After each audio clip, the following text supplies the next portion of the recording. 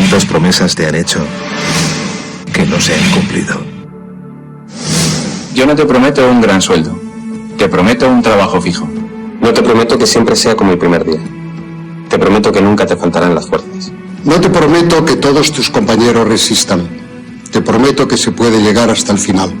No te prometo personas importantes. Te prometo personas que no saben cuánto valen. No te prometo que vayan a hacer caso de lo que digas. Te prometo que querrás repetirlo una y otra vez. No te prometo la comprensión de los que te rodean. Te prometo que sabrás que has hecho lo correcto. No te prometo que te vayan a pedir ayuda. Te prometo que te necesitarán. No te prometo una decisión fácil. Te prometo que nunca te arrepentirás. No te prometo un trabajo perfecto. Te prometo formar parte de un proyecto inolvidable. No te prometo que siempre vayas a obtener resultados. Te prometo que tu trabajo dará mucho fruto. No te prometo que vayas a tener grandes lujos. Te prometo que tu riqueza será eterna. No te prometo que siempre vayas a poder ser valiente. Te prometo que tu amor será más fuerte que el mío. No te prometo que puedas acabar con el dolor, el sufrimiento y la injusticia. Te prometo que estés donde estés, llevarás esperanza. No te prometo el reconocimiento del mundo. Te prometo una palabra eficaz.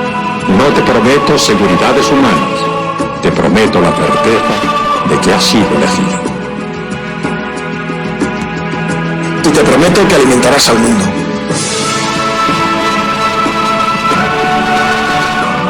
Unirás corazones. Acompañarás a los que sufren. Confirmarás a los que quieren ser fuertes. Experimentarás con ellos la verdadera alegría. Sumergirás a los hombres en la verdad. Y serás sacerdote, testigo de Jesucristo.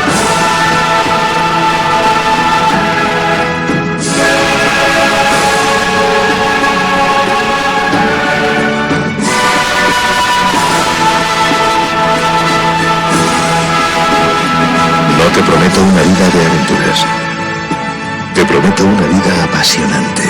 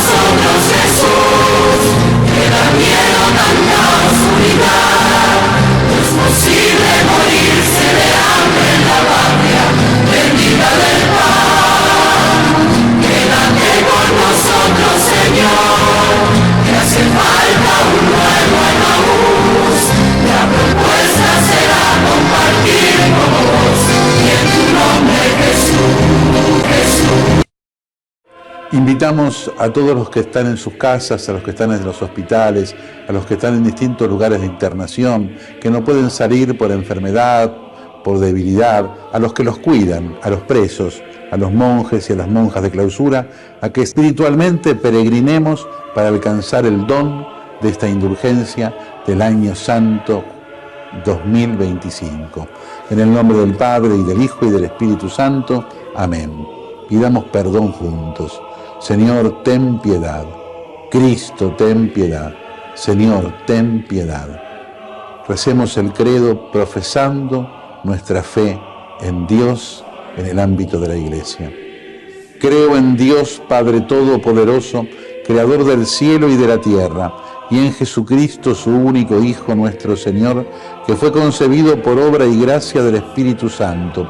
Nació de Santa María Virgen, padeció bajo el poder de Poncio Pilato, fue crucificado, muerto y sepultado, descendió a los infiernos, al tercer día resucitó de entre los muertos, subió a los cielos y está sentado a la derecha de Dios Padre Todopoderoso. Desde allí vendrá a juzgar a vivos y a muertos. Creo en el Espíritu Santo, la Santa Iglesia Católica, la comunión de los santos, el perdón de los pecados, la resurrección de la carne y la vida eterna. Amén. Delante de Jesús, mirando a Jesús en el sagrario, le pedimos que venga a nosotros. Señor Jesús, no puedo recibirte ahora con la hostia consagrada, pero te pido que vengas espiritualmente a mi corazón. Jesús, quiero permanecer siempre con vos.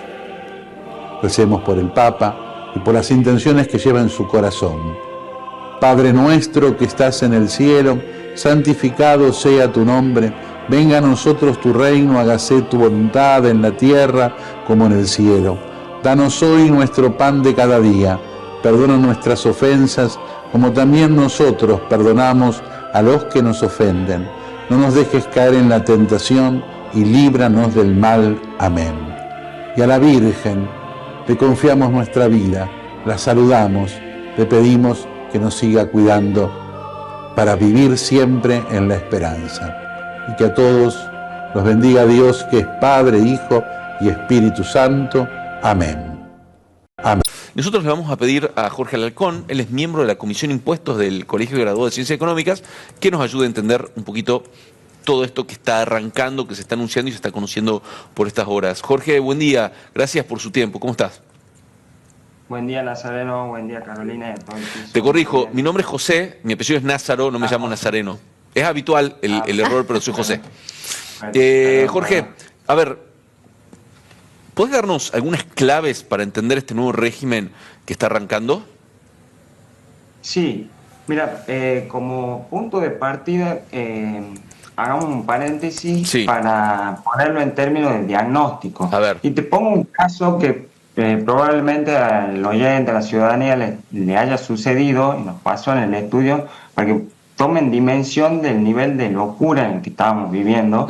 Un contribuyente, como puede ser vos, como puede ser Carolina, con su pareja viajan, hacen un viaje y a veces se paga con una sola tarjeta y la otra persona le transfiere el efectivo para el día del vencimiento.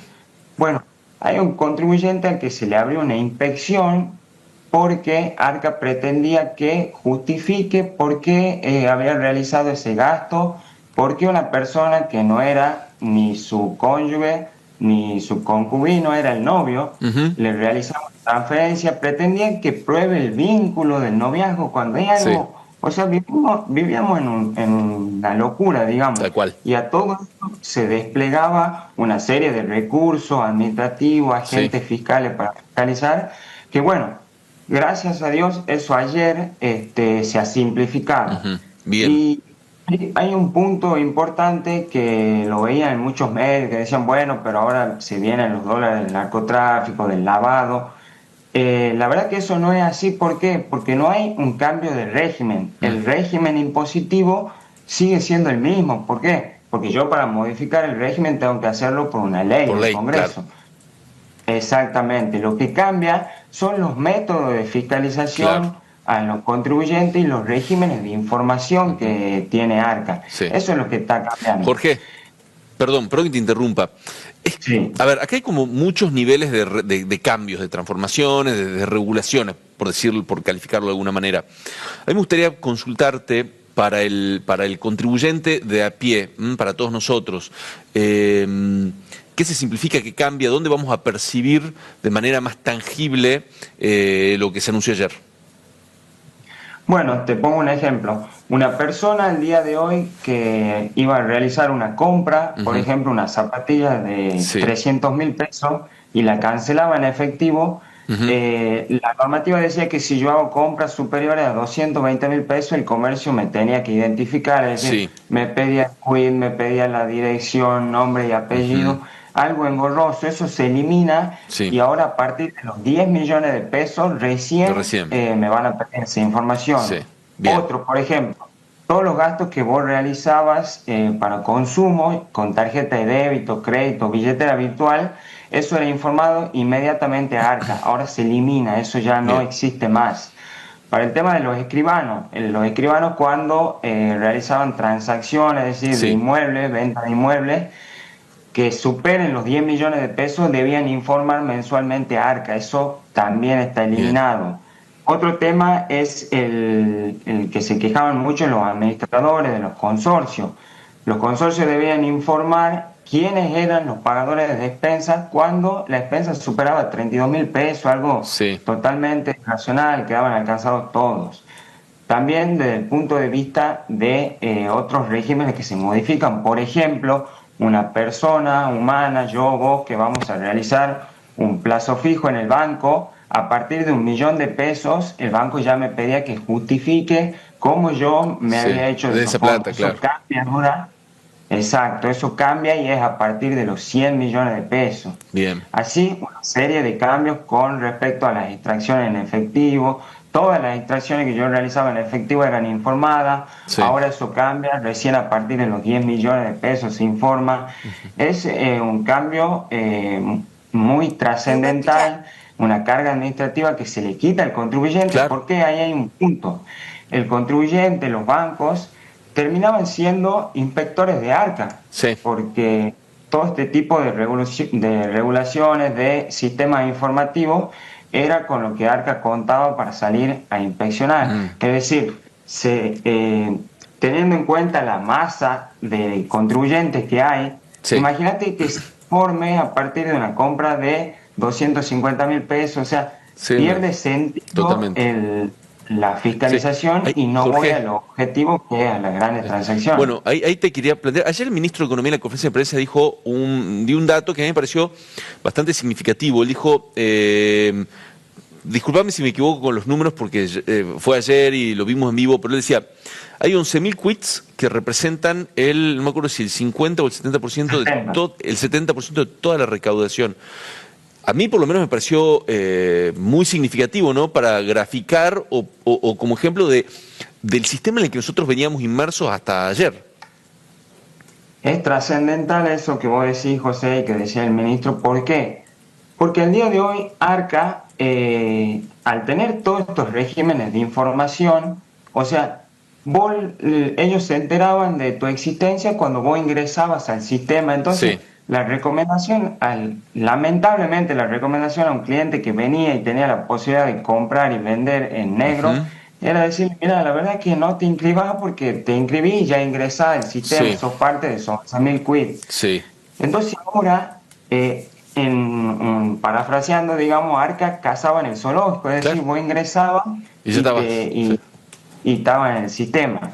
Ahora ellos, ¿qué van a tener que hacer? Porque lo que no se modifica es la ley. La ley le da amplias facultades para que ellos te fiscalicen, te pidan papeles, te pidan documentación. Entonces, ahora va a ser una verdadera fiscalización y apuntada a los sectores donde debe ser, donde hay mayor capacidad contributiva. Bien. ¿Qué pasa con la compra-venta de vehículos usados, con el pago de expensas? Porque ahí también hay cambios, ¿no? En cuestiones que son muy cotidianas, podríamos decirlo. Exacto. Las concesionarias que venden autos usados ya no van a tener que informar ninguna compra-venta. El pago de expensa también, como te decía, tampoco se informa. Y algo muy importante también es que yo cuando iba a sacar una tarjeta de crédito, o sea, pues, la vez pasada me comentaba un cliente que para que le den una tarjeta de crédito un margen de 300.000 pesos, creo, el banco le pedía la última declaración jurada de ganancia, las 6 declaraciones juradas de IVA, o sea, una serie de información que está amparada por el secreto fiscal, pero que el banco igualmente la pedía sin sentido. Bueno, Claro. eso es otro punto que toma en cuenta el decreto publicado hoy, que se prohíbe a los bancos pedir documentación impositiva de los impuestos nacionales. O sea, Sí. el contribuyente lo puede aportar voluntariamente, pero no es obligación. Te hago una consulta, Jorge, porque ayer surgió la duda, no sé si quedó muy claro. ¿Qué pasa acá con los organismos de control provinciales, no? ¿Qué sé yo, acá rentas? ¿Cómo impacta esto acá? ¿Que ¿Tienen que adherirse las provincias? ¿No? ¿Nos va a pasar que de pronto Arca nos deja de fiscalizar, pero nos sigue persiguiendo rentas, por ejemplo? ¿Cómo lo ves al tema ese? Muy buen punto, muy buena pregunta esa. ¿Por qué? Porque las potestades tributarias las conservan las provincias, los municipios y la nación. Sí. Con lo cual, lo que el gobierno nacional disponga solo es aplicable a nivel de Arca. Es decir, Claro. la Dirección General de Renta va a seguir con sus regímenes de información, Sí. también los municipios. Así que, como te decía, es un cambio a nivel de información, fiscalización, Sí. pero no de régimen. Todo sigue Claro, como era. claro. Y, por ejemplo, a ver, decían algunos, bueno, ahora van a salir los dólares del colchón. Yo creo que si no hay una ley que modifique la ley de procedimiento fiscal, la ley penal tributaria, hoy en día una persona puede ir de 2 a 6 años a la cárcel por evadir $1.200, algo totalmente desactualizado. Sí, sí, sí. Esos regímenes tienen que ser modificados, como así también las provincias deberían adherir a estas modificaciones, si no, nada cambia. Está bien, perfecto. Jorge, gracias, muy claro todo lo que nos explicas. Un punto ahí, Sí, dale. finalmente, que también se implementa a partir del año que viene, cuando venza la declaración jurada de ganancia, un régimen simplificado. Al día de hoy, ¿cómo funcionaba? Arca te pedía que vos presentes tus ventas, menos tus gastos, tus compras. Aparte, una justificación patrimonial, decir en qué gastaste, en qué consumiste y cuál era tu patrimonio de inicio y cierre. Bien. Eso se simplifica y a partir del año que viene, Arca no va a ver más tu patrimonio, en qué vos Perfecto. consumís, en qué gastas tu dinero, sino que se va a limitar a lo que vos vendés y lo Sí. que vos compras. Perfecto. Y de ahí va a salir un cociente que va a ser lo que uno va a pagar de impuestos, que un poco de impuesto a las ganancias, que es lo que decía ayer el ministro. Vos vas a entrar a FIP, vas a ver y vas a decir, che, está bien, estoy de acuerdo, y si te parece que es incorrecto, bueno, lo recurrirás, harás algún tipo de trámite como para decir, che, no, me parece que está mal por esto, ¿no es cierto? Exacto. Y por ahí hay muchos colegas contadores que estaban preocupados, que se nos termina el trabajo, ¿qué va a pasar? Nada de eso va a pasar. ¿Por qué? Porque el contador no es un mero liquidador de impuestos, Claro. sino que el contador está para planificar, para asesorar al contribuyente de la mejor manera para que pague la menor cantidad de impuestos siempre dentro del marco de la ley.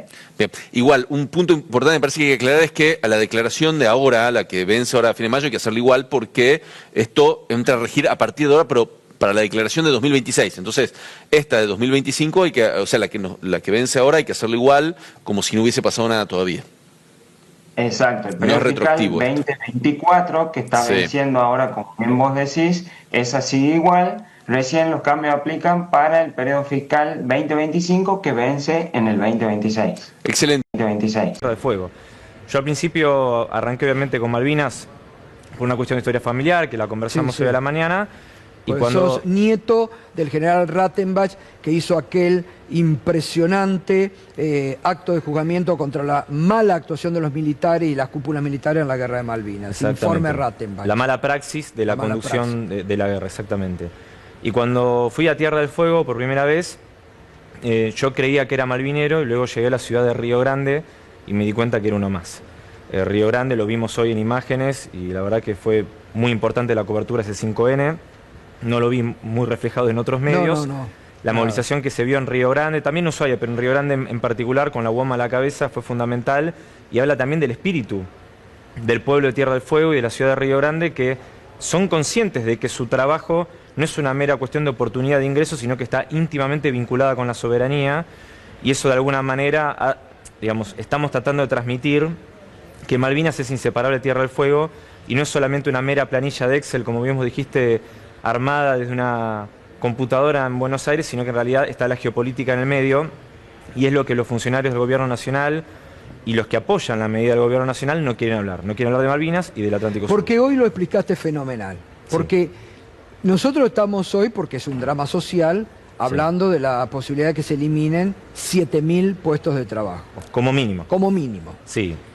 Pero detrás de todo eso, ¿qué hay se mucho esconde? más. Bueno. Hay mucho más. Bueno, yo estuve en diálogo con los equipos técnicos del intendente de Río Grande, Martín Pérez. Ellos fueron los que transmitieron la información técnica. El cálculo es conservador porque se calcula que por un puesto de trabajo directo es un indirecto, por eso 7.000 es el mínimo, pero se calcula que hay 10.000 puestos de trabajo en juego. Y es una medida que no resuelve el problema del déficit fiscal, porque parte de los mitos es que este régimen es deficitario, porque no se puede resolver el déficit fiscal bajando aranceles e impuestos. Se agrava el déficit fiscal de la Argentina. Número 2, hay comparaciones que para mí son bastante maliciosas, y estoy siendo muy educado y bueno con el término, de comparar cuánto se podría invertir, por ejemplo, en asignación universal por hijo o becas del CONICET. El régimen de Tierra del Fuego, si bien no paga IVA, no paga ganancias, los trabajadores aportan al sistema previsional, hacen aportes sociales, y los empleadores hacen contribuciones patronales. Es decir, esta situación que estamos viendo en Tierra del Fuego, tomando en cuenta lo que pasó en el Congreso de la Nación hoy, agravaría aún más jubilados, pensionados y beneficiarios de la asignación universal por hijo. Y por otro lado, vamos con la cuestión de la soberanía. Lo que está en discusión hoy en día, y por eso las visitas del Comando Sur de Estados Unidos, es quién se queda hoy con la logística antártica a nivel mundial. ¿Será Punta Arenas en Chile? ¿Será Puerto Argentino bajo ocupación colonial británica? ¿O será el eje Ushuaia-Río Grande? Por eso, lo que está en juego es el polo logístico antártico de Ushuaia, que en principio se iba a financiar con capitales chinos, que incluía la base naval integrada de Ushuaia, el puerto multimodal de Río Grande, que abarataría significativamente los costos de la industria fueguina, y una planta de fertilizantes. Vino el Comando Sur, abril del 2021, Ushuaia, con palas, que las obsequió como si fuera Santa Claus, permítame el término, y dijo, con China no. Y se fue. Estados Unidos le impone a la Argentina... Un militar de Estados no. Unidos, claro. aclaremos, porque no es un diplomático. No, un militar. El Comando Sur es un militar. Exactamente. Dijo, con China no. Bueno, la pregunta es, ¿ustedes están dispuestos a invertir en la infraestructura de defensa argentina? Y la respuesta fue no. ¿Por qué? No. Porque si invierte en infraestructura de defensa argentina, ¿quién se va a oponer? Los británicos en Malvinas, que ven todo desarrollo argentino como una amenaza. Entonces no quedó otra opción que generarlo a través de financiamiento propio, a través del Fondo Nacional para la Defensa, que no se sabe dónde está. Aprovecho la cantidad de audiencia que tiene este canal. Si alguien sabe dónde está la partida presupuestaria del Fondo Nacional para la Defensa, que nos avise, así esclarecemos la situación. Porque ahí quieren construir una base de submarinos también. Es algo que se está rumoreando, no está confirmado, pero lo que quiere ser submarinos norteamericanos. Que el puerto logístico antártico sirva también de apoyo militar para Estados Unidos. Pero lo importante es que si nosotros no avanzamos en esta obra, Argentina pierde y retrocede en la carrera hacia la Antártida. Claro. ¿No? Se lo va a quedar la logística o Chile o Gran Bretaña desde Malvinas. Es decir, y la obra, claro, porque como el gobierno no quiere hacer obra pública, no quiere hacer eso. Incluidas las obras vinculadas con la defensa, tomando en cuenta que es uno de los, en teoría, caballitos de batalla del propio gobierno nacional en su retórica. Sí. Entonces se anunció a comienzos de este año que la plata va a salir del Fondo de la Ampliación de la Matriz Productiva. ¿Qué es este fondo? Bueno, se creó en el contexto de la prórroga del régimen para, como bien indica el nombre, diversificar la matriz productiva de Tierra del Fuego, por el cual las empresas beneficiarias del régimen, del 21% que no pagan de IVA, 15 lo tienen que poner en este fondo. ¿Qué hizo el gobierno nacional? No lo ejecutó durante todo este año y medio de gobierno. Y, bueno, y ahí tenés el famoso déficit cero, bueno. Cero.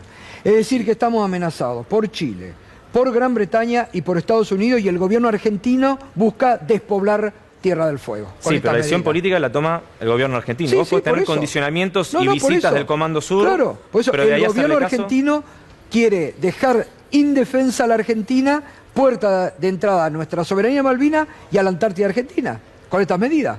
Y te agrego algo, lo que anunció el gobierno nacional fue que encontró el dinero para el polo logístico antártico y va a salir de este fondo de la ampliación de la matriz productiva. Es decir, que por cada bien industrial que se consume en la Argentina, hecho en Tierra del Fuego, se está financiando la defensa nacional argentina.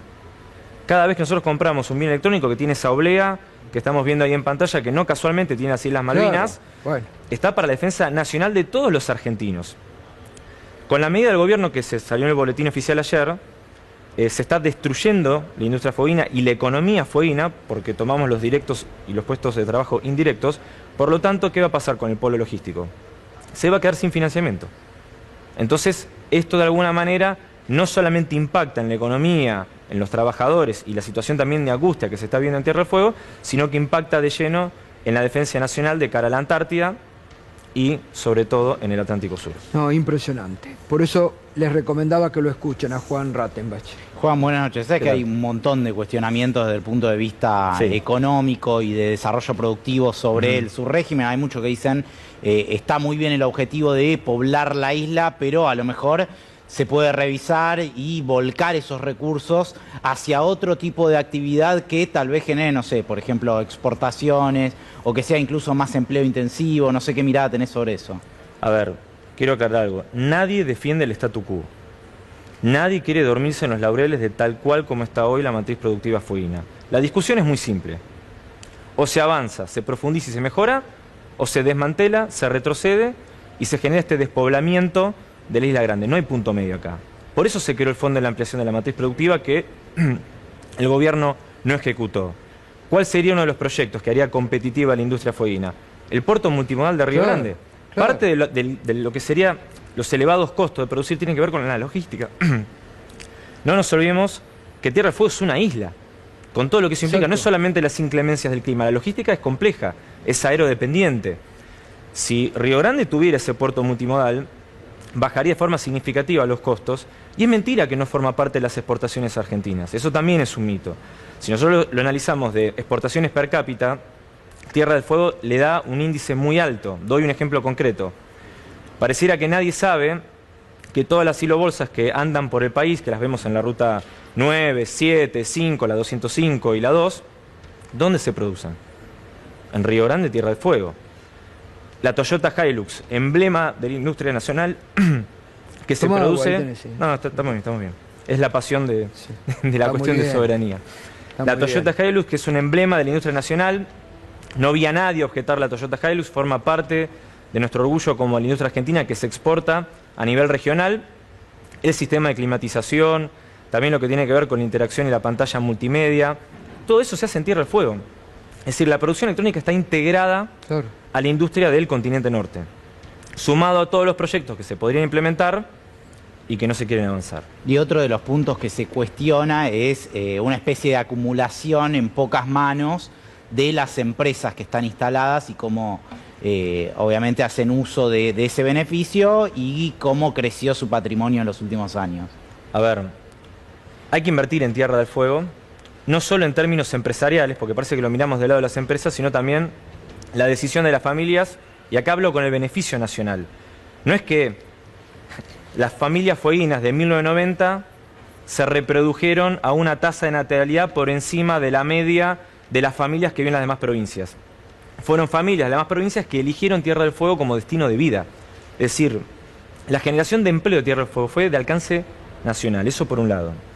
Y segundo, parte del régimen era generar incentivos, porque después todos hablamos de economía y hablamos de, bueno, ¿por qué no incentivamos a los empresarios, como dice el presidente? Los empresarios son héroes. Bueno, se generaron incentivos fiscales para que los empresarios invirtieran en Tierra del Fuego. Ese periodo de acumulación se terminó en 2021 con la prórroga, cuando se crea el Fondo de la Ampliación de la Matriz Productiva, repito, y del 21% de IVA que no pagaban, el 15% va a parar este fondo, justamente para diversificar la economía fueguina y que no sea tan concentrada en la industria electrónica. No, estaba pensando que hay como un debate muy difícil y vos le das una profundidad y le das un marco que después puede chocar con aquel que te dice del sentido común, quiero que venga un celular que le voy a pagar 30% menos. Entonces hay como dos dimensiones muy difíciles de contraponer de alguna manera. No sé si soy claro en ese... Se entiende perfectamente. ¿Sí? A ver, tenemos un caso testigo. ¿Quieren empiria? Bueno, vamos a acciones y no a modelos teóricos. En 2017 el gobierno de Macri, que si lo recordamos, Sturzenegger era presidente del Banco Central, Toto Caputo era ministro de Finanzas. En contexto de año electoral, volvemos al mismo escenario. Decidieron bajar el 35% de aranceles de la importación de notebooks y de netbooks Y ¿cuánto bajaron las notebooks, las netbooks cuando se vendían acá en Buenos Aires? según las cifras de Afarte, 5%. Bueno, es decir, nada. se bajó un 35%, Nada. el precio final fue 5%, es decir, el cambio no fue significativo. Seguimos teniendo notebooks caras y se perdieron 700 puestos de trabajo en Claro. Tierra del Fuego. Clarísimo. Y se me suman, que me enteré ayer, 200 puestos de trabajo en una planta de Van Gogh que estaba en Vicente López, provincia de Buenos Aires. Es Mirá. decir, no es que solamente afectó Claro. a la industria electrónica de la isla, sino de la industria Todo, electrónica a claro. nivel nacional. Entonces nos quedamos sin trabajo, por ende sin ingresos y con industria Es electrónica decir, importada cara, El mismo inaccesible. verso y la misma mentira que trató de instalar el gobierno de Macri lo está haciendo ahora Milei. Claro, Y elecciones escondiendo 2017. todo lo excelente que explicaste antes, porque se esconde todo lo demás. Sí. Y con muchas cosas que realmente no se conocían y que nos has ilustrado esta noche, que se fabrican mucho más allá de celulares o de televisores, como quiere decir el gobierno. Puedo agregar una sola Sí. cosa más. Y es un llamado, si se quiere, a las universidades, del cual formo parte Sí. como docente universitario. Los trabajadores y las organizaciones sindicales no dudaron ni un minuto en prestar su solidaridad y también movilizarse en defensa de las universidades públicas y la educación pública.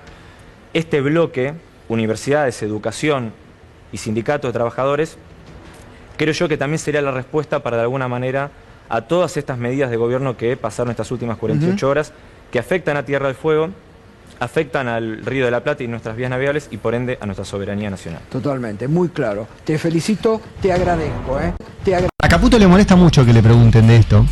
A mí me insultó la última vez que publiqué esto, me llamó tipejo. Me molesta mucho esto.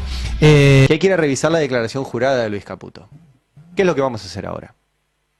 Luis Caputo, el ministro de Economía de la Argentina, según su declaración jurada, tiene el 99,99% de su plata afuera del país, de la plata líquida, ¿sí? De la plata que tiene disponible. Pues tiene bienes, casas, autos, lanchas, lo que sea. Plata. El 99,99% de su plata líquida afuera, según la última declaración jurada presentada. En el país declaró 64.000 pesos, 64.947. Ni el bono de jubilado tiene acá. 65.000 pesos. Afuera del país declaró 2.469 millones de pesos. En pesos estamos hablando. En pesos, la declaración jurada es en pesos. No se sabe dónde está esa guita, por sus declaraciones juradas.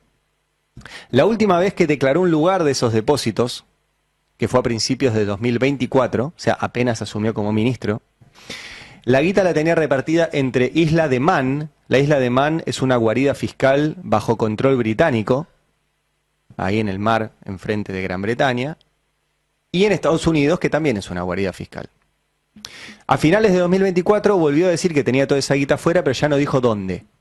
Así que no sabemos dónde está esa plata. Lo que sí sabemos es que su patrimonio en ese año del primer gobierno de Milei aumentó un 571%. Su patrimonio declarado. Si ustedes pasan esto a dólares, el Messi de las finanzas, Luis Caputo, Deutsche Bank, consultora Anker, el número 1, el más capo de los capos, tiene 2,5 millones de dólares. ¿Posta? El Messi de las finanzas tiene 2,5 millones de dólares. Yo sé que para ustedes, para mí, eso es la estratosfera. El Messi de las finanzas argentinas, del mundo, el capo, tiene 2,5 millones de dólares. ¿En serio? Es un poco inverosímil, ministro.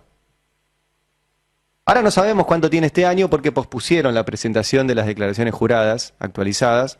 Por ende no sabemos cuánto va a declarar ahora. Pero es muy poco verosímil que tenga ese patrimonio. Y además, que lo tenga todo afuera. La declarada la tiene afuera. Y la otra no sabemos. Si al tipo que dice, usa tus dólares abajo del colchón, ahora nadie te va a preguntar, el Estado no se tiene que meter. Él tiene toda la guita afuera y encima una declaración jurada que es más un dibujo digno del Museo de Bellas Artes que una declaración jurada. Es muy extraño. Yo pregunté en el mundo financiero, gente que conoce a Caputo, le digo, che, ¿Caputo en serio tiene este patrimonio? Agregale ceros atrás, me dijeron. Dale. Entonces el tipo ofendido, porque esto se sabe, y se sabe porque él presenta su declaración jurada, y sabemos esta partecita nomás, agarra y agrede a nuestro compañero Jonathan Eyguer. Y no solo lo agrede él, sino que cuando termina la conferencia de prensa, el que lo agrede y se hace el pillo es Manuel Adorni, mirá. Como cualquiera pregunta cualquier cosa, cuando si vos tenés a funcionarios de primera línea dando la conferencia, y no te lo digo por mí, sino que te lo digo por Luis Caputo, el ministro de Economía, el presidente del Banco Central, Mausili, y el titular de Arca, Paso, si tenés esa talla de funcionarios, tenés que tener cierto expertise en materia tributaria, en materia económica o en materia financiera, o hasta si querés en materia jurídica, como por el tema de hoy, para hacer preguntas. Entonces, cuando no la tenés, y tal vez tenés cierto grado de malicia para generar un título, eso lo que te genera es que a veces tenés que escuchar una pregunta estúpida. Y pasa. Es el caso de hoy. Bueno, lo que pasa es que el caso de hoy también no es que te mancha ni mucho menos, pero le quita por un minuto profesionalismo a la escena, ¿no? A la exposición de un ministro de Economía y de lo relevante que era el anuncio.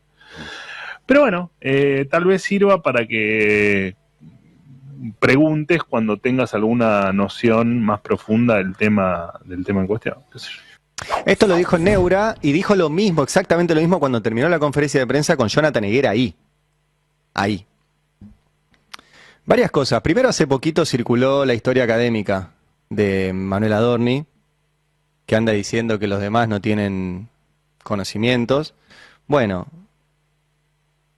se le complicaban las materias económicas. Un 2 en microeconomía, un 2 en macroeconomía, un 2 de vuelta en macroeconomía, un 2 de vuelta en macroeconomía, un 2 de vuelta en macroeconomía, un 2 en administración, un 2 en matemática, un 2 de vuelta en matemática, un 2 en finanzas públicas, un 2 en historia económica y social.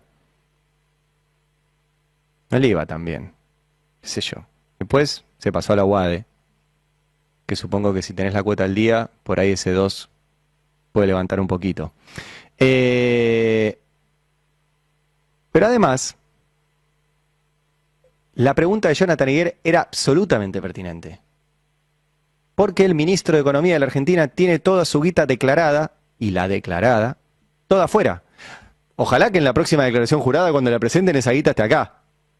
Lo contaremos. Por ahora pospusieron la presentación de las declaraciones juradas, así que no sabemos la nueva. Pero además de esta agresión en vivo, y que además después fue reproducida por todo el sistema de medios, acusándole a Jonathan Eyguer de querer torcer lo que se estaba diciendo, de atacar al ministro, todo un sistema defendiendo a un tipo que tiene toda la guita afuera y atacando a un periodista que estaba haciendo una pregunta que ninguno de los que logra entrevistarlo le hace. Miren, nosotros pedimos entrevistas con el ministro Caputo, ¿eh? Si el ministro Caputo tiene ganas y coraje, acá hay una silla, ¿eh? Puede venir cuando quiera y sentarse acá y va a tener una entrevista periodística, con información, con los documentos. Y lo entrevistaremos nosotros, lo entrevistará Roberto Navarro, Alfredo Zayat, Can Devoto, Jonathan Eyguer, Fernando Alonso. Todo nuestro equipo de economía tiene un montón de preguntas para hacerle. Pero no se animan. No se animan. Y cuando un periodista va y le pregunta algo absolutamente pertinente, lo atacan. Como atacaron ayer a nuestro compañero Jonathan Eyguer. La principal tendencia de Twitter es trae la que te fugaste. Hashtag. ¿Cómo te queremos, Johnny Eyguer? Trae la que te fugaste.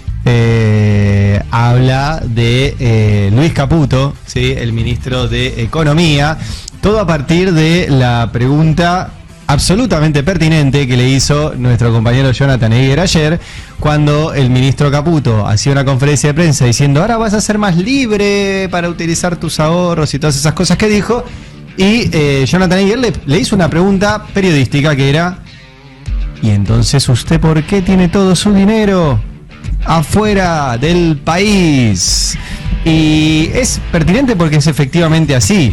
Digo, podemos volver a mostrar, si les parece, las imágenes. Mostremos las imágenes de la declaración jurada, porque antes leímos el tuit, pero están las imágenes de la declaración jurada de Caputo, simplemente para que sepan que la tenemos y que consta todo ahí. Ahí, si ustedes ven el ítem, dice depósitos de dinero en el exterior. Depósitos de dinero en el exterior. El trabajo periodístico era simplemente hacer la cuenta y después establecer el porcentaje. Bueno, eso es lo que hicimos. Esto lo publicamos ya hace bastante. De hecho, cuando publicó la declaración jurada, y ya en ese momento, a Caputo le molesta mucho que le pregunten de esto. A mí me insultó la última vez que publiqué esto. Me llamó tipejo.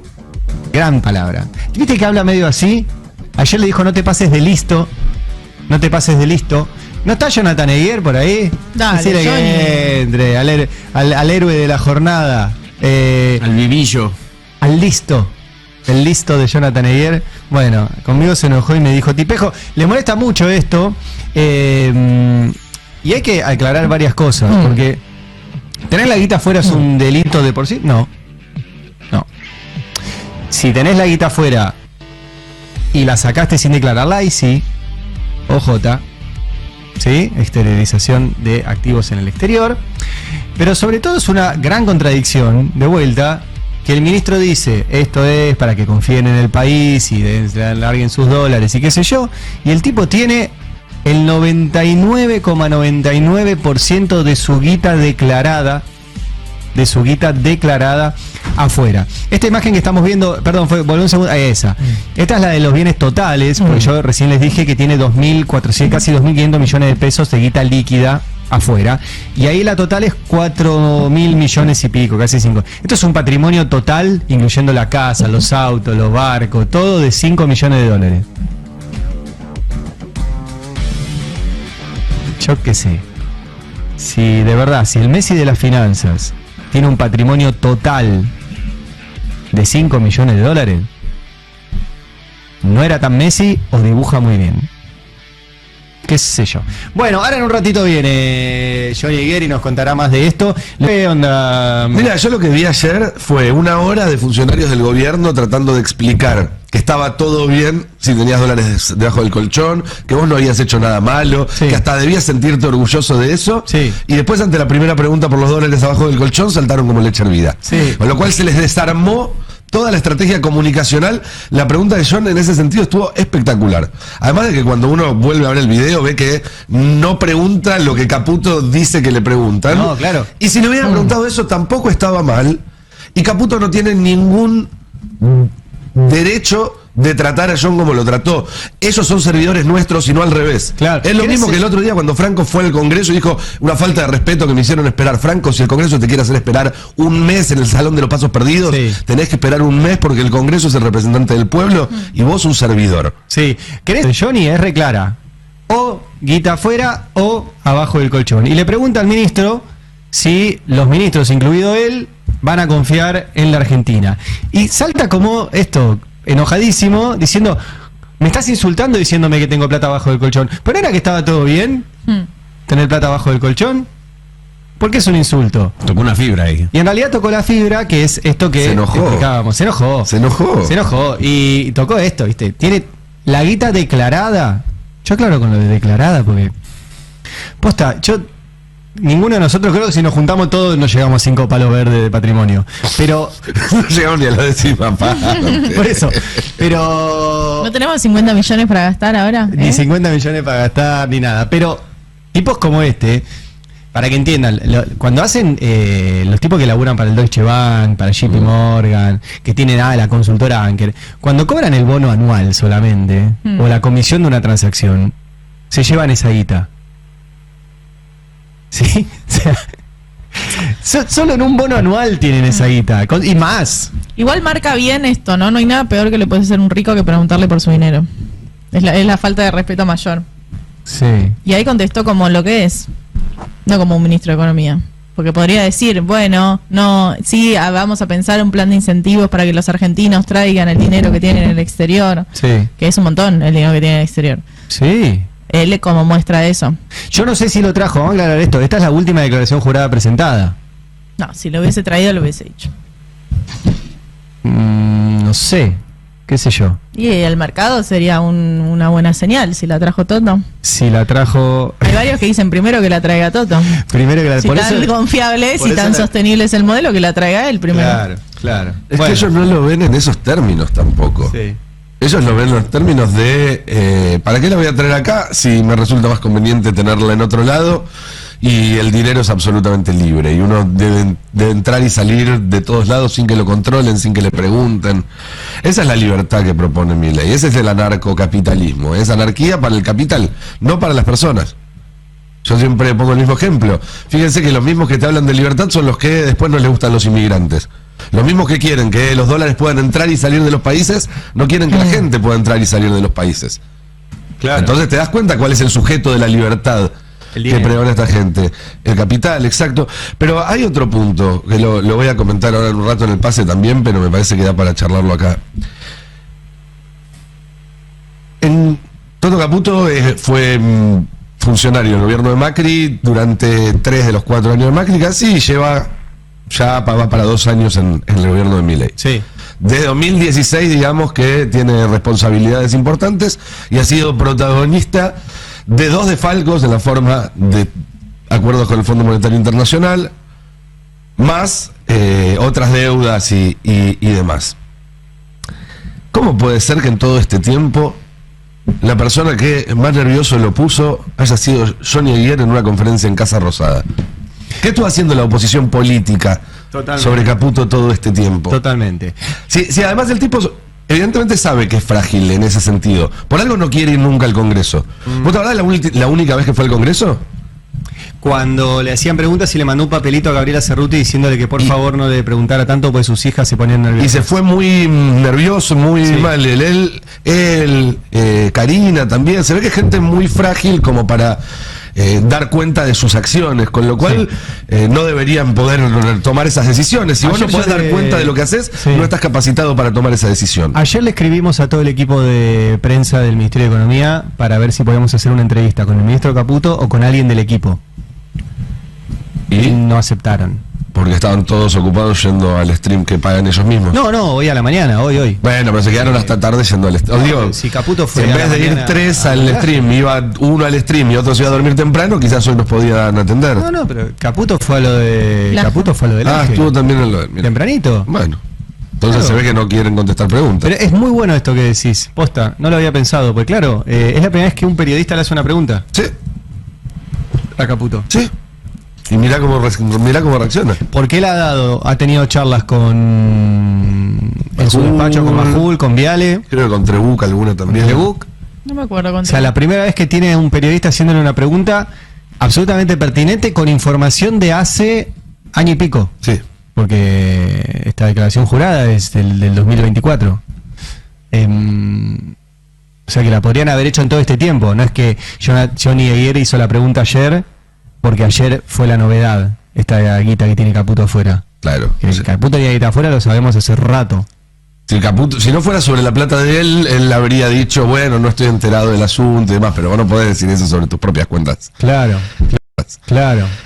Con nosotros el querido Alejandro Olmos Gaona, titular de el Observatorio de la Deuda Externa Argentina, y ya una personalidad internacional porque él ha intervenido en la defensa de la condena a la deuda externa de Ecuador cuando su presidente era Rafael Correa, logrando éxitos impresionantes a partir de su concepto de estafa organizada contra los estados nacionales de esos créditos y particularmente del Fondo Monetario Internacional que se organizan para otros fines que no son exactamente los que aparecen. Bienvenido a la mañana de Juan Domingo, querido compañero. Estás muteado, Alejandro. A ver, abrí el micrófono. Gracias, Martín, por la invitación. Ahí está. No, una alegría escucharte, Alejandro. Como si fuera poco, ¿no? Haber sido hijo de Alejandro Olmos, el que le ganó y logró que se declarara inconstitucional y además un fraude la deuda externa que consiguió la dictadura del proceso, ¿no? Contra los intereses de Argentina. Pero de entonces hasta ahora tu labor ha sido muy importante y te digo que nosotros sos una de las pocas esperanzas que tenemos los argentinos, y no exagero con esto que digo, de pelear la deuda que nos han enchufado estos muchachos de una manera absolutamente financiera y ruletera, ¿no? Claro, lo que pasa es que cuando se murió mi padre yo seguí adelante con todo el proceso de investigación de la deuda, conté con el esfuerzo, el apoyo y el impulso del fiscal federal Federico Delgado, que fue el fiscal de la causa, donde acumulamos cantidades de pruebas, testimonios, evidencias para mostrar este descomunal fraude. Lamentablemente, como tenemos una justicia cómplice que ha decidido no decir una palabra sobre todo el proceso del 83 en adelante, es decir, después del fallo del Martínez de Giorgi, que determinó que gran parte de la deuda de la dictadura era un fraude, pero bueno, lo que se investigó fue hasta el 83, y yo seguí adelante con investigación del 83 en adelante. Y por supuesto, el juez el año pasado, en octubre o noviembre, decidió archivar definitivamente la causa, a pesar de la enorme cantidad de ilícitos probados, de todos los elementos que había. Y el tema no es solo la justicia, Martín. El tema es que el Poder Legislativo, desde 1983 hasta hoy, nunca quiso investigar la deuda. Es decir, de alguna manera se complicaron en todo esto y además de complicarse, autorizaron todos los sucesivos endeudamientos. Yo sé que mucha gente le molesta cuando digo estas cosas, pero es la realidad. Es decir, cuando Mauricio Macri, a través de ese proceso descomunal de endeudamiento que se produjo entre el 2016 y el 2019, excepto el préstamo con el fondo, toda la deuda de Macri fue autorizada por el Congreso. Y Macri no tenía mayoría en el Congreso. Y sin embargo, lo autorizaron. Entonces, este es el problema que tiene la deuda. Primero, un Poder Ejecutivo que la emite, un Congreso que la autoriza y una justicia que no la quiere investigar. Entonces, claro, llegamos a una situación donde la deuda ha seguido creciendo y creciendo, y bueno, con el actual presidente, cuyas particularidades todos conocemos, el proceso siguió, y en este momento se exhibe un superávit fiscal logrado a través de ajustes, de licuación de salarios, de jubilaciones, y el año pasado el superávit fiscal fue de 10.500.000 millones de pesos, de los cuales más de 9 se utilizaron para pagar intereses de la deuda. Es decir, el superávit, el ajuste para empleados, jubilados, postergación de pagos, tiene el único objetivo de pagar intereses de una deuda espuria. Y el propio presidente Milei lo ha dicho, ¿no? Que el superávit significa tener recursos para pagar la deuda. Y a todas estas cosas que estamos viviendo se sumó este último acuerdo con el Fondo Monetario Internacional, donde por primera vez en la historia de la Argentina, un Congreso aprobó un decreto presidencial para hacer un acuerdo del que nada se sabía. Pues cuando yo me puse a leer el decreto, además de la insuficiencia en el fundamento del decreto, es decir, ahí no se decía qué se iba a acordar, cuáles iban a ser las condiciones, cuáles iban a ser los montos eventualmente. Después se supo que eran 20.000 millones de dólares. Entonces estamos en una trampa permanente, porque vos fijate, la Argentina en este momento tiene una deuda de 480.000 millones de dólares. Esa deuda genera intereses por más de 30.000 millones por año.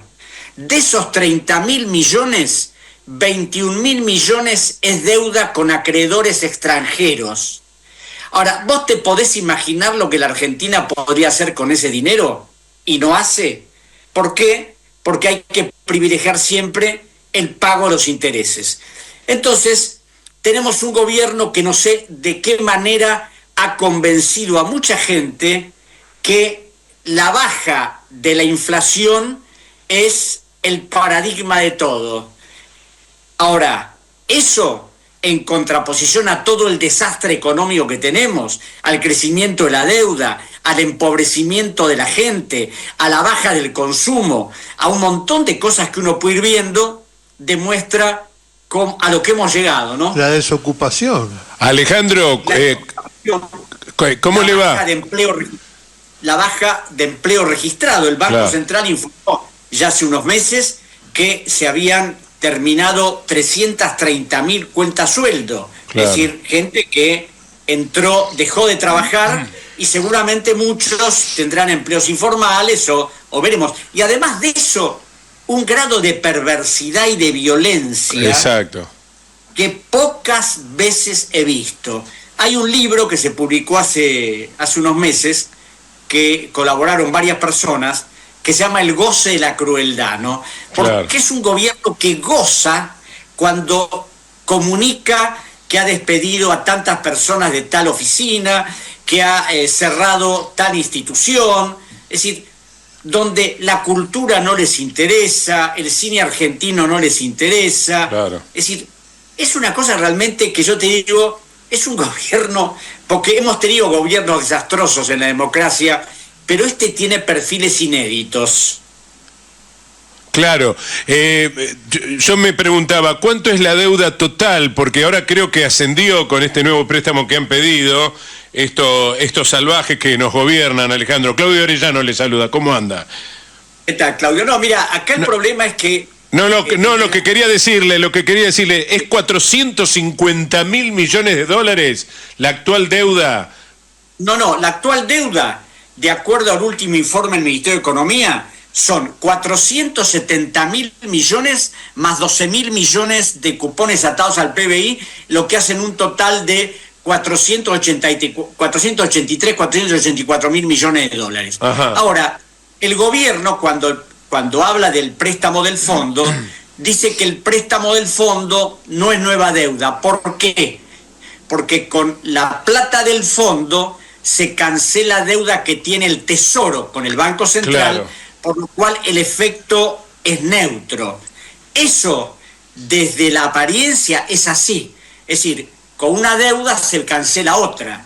Lo que el gobierno no dice es que el Banco Central, la deuda que tiene el Tesoro con el Banco Central al Tesoro no le exige ni ajustes, ni condicionamientos, ni ningún tipo de medida restrictiva, mientras que el Fondo Monetario impone condiciones, ajustes. Ahora quieren privatizar el Banco de la Nación, seguramente el ajuste del Estado va a recaer para que organismos del Estado vuelvan a ser reducidos, porque acá se está no solo reduciendo determinadas instituciones, sino que además todo lo que tiene que ver con la tecnología, con la investigación, eso también está totalmente dejado de lado. Claro. El problema para mí también, digo, más allá de lo perverso que es este gobierno, abusador, violento y todo lo que ya sabemos, es que el gobierno de Alberto Fernández de alguna manera también legitimó la deuda contraída por Mauricio Macri, Alejandro, ¿eh?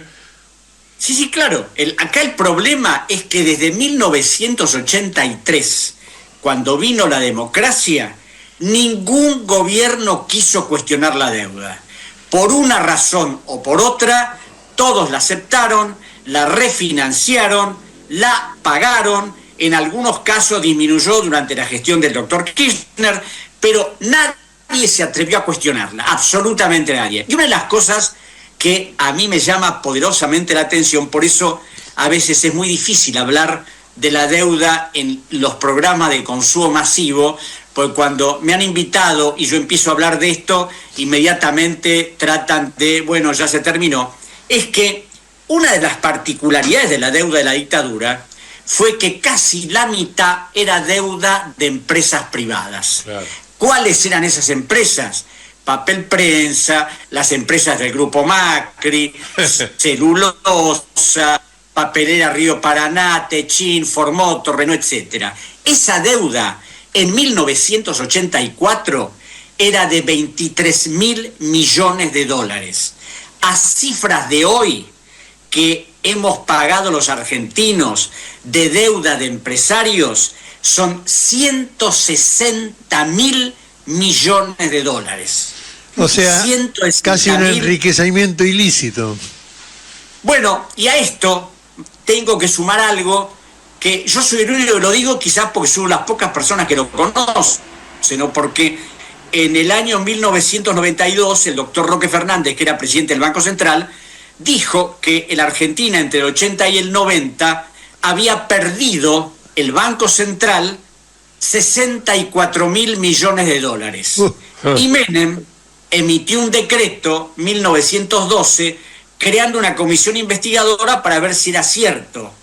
La comisión investigadora la integraron el doctor César Arias, que era subsecretario de Justicia, el doctor Roger, que era Procurador General de la Nación, y el doctor Ricardo Molinas, que era fiscal de investigaciones administrativas. Trabajaron durante un año con enormes dificultades, porque como siempre los organismos públicos no informan, porque siempre tratan de postergar los informes, hasta que finalmente llegaron a la conclusión de que el Banco Central no había perdido 64.000 millones, había perdido 105.000 millones de dólares, de los cuales 75.000 habían beneficiado al sector privado, es decir, al mismo de siempre. Claro. Esos 75.000 de esa época a hoy son 246.000 millones de dólares, que sumado a la cifra anterior es el total de la deuda pública que tiene hoy el país. Qué bárbaro, qué bárbaro. Bueno, la historia también, digo, Alejandro, comienza con Cavallo como director del Banco Central en la época de Sigó, cuando estatiza la deuda privada. La deuda privada, exacto. La deuda privada que la estatiza en el 82, pero la perfección de la estatización se dio en 1985 durante la gestión de Alfonsín. Claro. Ahora, esta investigación sobre el Banco Central quedó archivada porque, claro, Menem no la dio a publicidad, es decir, trataron de que de esto no se enterara nadie, y claro, nadie se enteró. El fiscal Delgado, a través de una enorme cantidad de búsquedas, logró conseguir una copia de esa investigación que la presentamos en la justicia, yo tengo copia de ella, y ahí uno ve la enormidad de lo que ha significado el saqueo de la deuda para la República Argentina durante años. Ahora, ¿cuál es el leitmotiv del sometimiento delictual de esa organización de deuda a favor de las empresas famosas de Argentina, ¿no? Digo famosa para no decir otra cosa.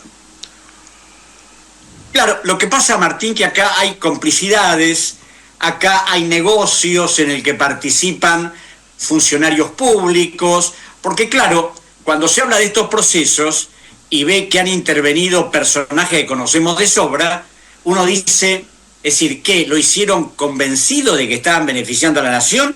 ¿O acá hubo algún interés particular en participar en todo este tipo de cosas? Y lamentablemente, yo creo que acá ha habido una concertación de complicidades entre funcionarios, entre empresarios, que se han visto beneficiados con todas estas operaciones y que además les interesa que sus negocios sigan funcionando. Porque yo lo tengo muy claro, Milei es una especie de mascarón de proa de los que están atrás de él, que es lo que se ven beneficiados con sus políticas. Y además ahora el Fondo Monetario, que es un factor fundamental en todo este proceso, colabora para que todo eso vaya adelante, con una cosa insólita, que es la primera vez también que el Fondo Monetario, a través de su directora gerente, dice que hay que seguir votando a las mismas autoridades que fueron elegidas hace 2 años. Es increíble que después trató de desdecirse o de justificar lo que había dicho, ¿no? Como si la única alternativa de la nación sería seguir con estas políticas demenciales. Alejandro, hasta acá creo que los demás pueden entender. Yo quiero que sepas toda la importancia que tiene para nosotros tu tarea, lo valioso que es tu punto de vista y tu experiencia, y creo que sos uno de los patriotas que necesitamos tener siempre cerca y apoyar y difundir, porque esta es una tarea muy difícil de llevar adelante dado la cantidad de intereses monstruos, ilícitos y perversos que operan sobre la vida de la ciudadanía argentina. Así que te agradecemos mucho esta entrevista y toda tu gentileza y tu militancia, porque tu tarea profesional tiene un gran rasgo y sesgo de militancia patriótica a favor de nuestro pueblo y de nuestra patria. Muchas gracias a vos, Martín, por haberme invitado a charlar sobre esto. Un abrazo grande. Un abrazo, Alejandro. Fuerte abrazo. Un abrazo, hasta luego. Chao, chao. Pueblo que escucha, únete a la lucha. Pueblo que escucha, únete a la lucha. Pueblo que escucha, únete a la lucha. Pueblo que escucha, únete a la lucha. Pueblo que escucha, únete a la lucha. Pueblo que escucha, únete a la lucha. Pueblo que escucha, únete a la lucha. Pueblo unido, nunca vencido. Pueblo unido, nunca vencido. Y luche, luche, luche, no deje de luchar. Y luche, luche, luche, no deje de luchar. Por un canto de obrero, obrero y popular. Y luche, luche, luche, no deje de luchar. Pobre el pobre que no luche, siempre callado nomás. Le han de robar su guitarra, nunca más ha de cantar. Y luche, luche, luche, no deje de luchar. Y luche, luche, luche, no deje de luchar. Por un canto de obrero, obrero y popular. Y luche, luche, luche, no deje de luchar. Pueblo que escucha, ¿qué cosas tiene mi pueblo que no las puedo callar? Cualquiera viene y le ofende y él calladito nomás. Pero guarda al que trampea, pero guarda al que le miente, porque mi pueblo no es tonto, porque mi pueblo es valiente, porque mi pueblo algún día cuando la sangre reviente habrá de salir cantando con un fusil en la frente. Y entonces no habrá más niños durmiendo bajo los puentes, ni obreros, ni campesinos, siempre apretando los dientes, porque mi pueblo es de machos y nadie me lo desmiente.